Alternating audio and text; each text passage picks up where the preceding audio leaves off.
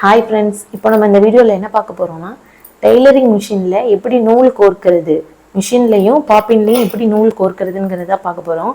ஏன்னா நூல் கரெக்டாக கோர்த்தா தான் நம்மளுக்கு தையல் கரெக்டாக விழுகும்.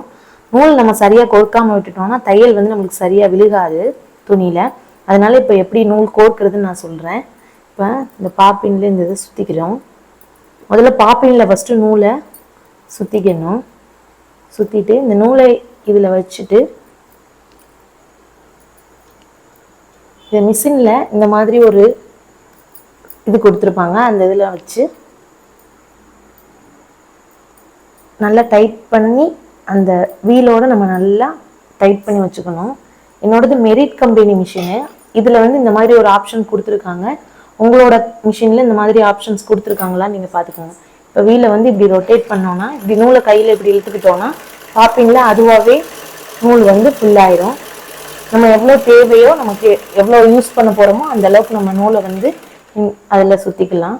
சுற்றிட்டு இதை லூஸ் பண்ணி விட்டோம்னா அது வீல்ல இருந்து ஓப்பன் ஆயிரும். இதை டைட் பண்ணி வச்சுட்டே நம்ம தைக்கக்கூடாது. ஏன்னா தைச்சோம்னா இது வீலில் பட்டு நம்மளுக்கு அந்த ஸ்பீடு கிடைக்காது. ஸோ இப்போ இந்த நூலை கட் பண்ணி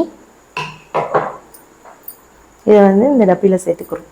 இப்போ இதை எப்படி சேர்க்கணும்னா, இதை இப்படி இருக்கு பார்த்தீங்களா, இது இப்படி சேர்க்கக்கூடாது. இதை இந்த பொசிஷனில் தான் இதை வச்சுக்கணும். அதாவது நூல் முன்னாடி இருக்கணும். அதை இப்படி உள்ளே போடணும்.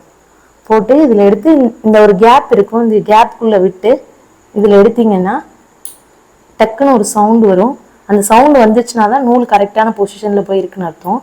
இப்போ அதை கீழே மிஷினுக்கு கீழே போய் நம்ம இன்செர்ட் பண்ணிக்கிறோம்.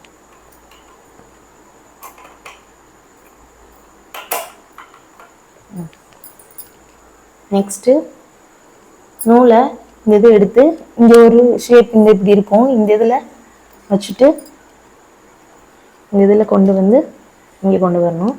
நெக்ஸ்ட்டு இதில் நம்ம கோர்க்கணும்.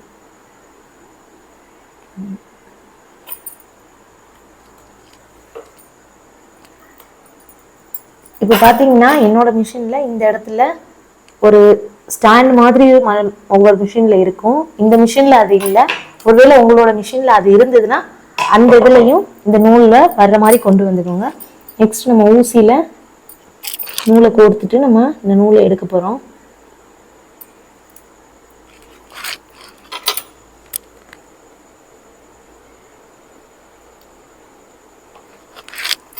இப்போ எடுத்ததுக்கப்புறம் இந்த நூலை நல்லா இழுத்துட்டு இது லைட்டாக ஒரு சுற்றி விட்டோம்னா அந்த பாப்பிங்கில் உள்ள நூலை அந்த நூல் கரெக்டாக எடுத்துகிட்டு வந்துடும்.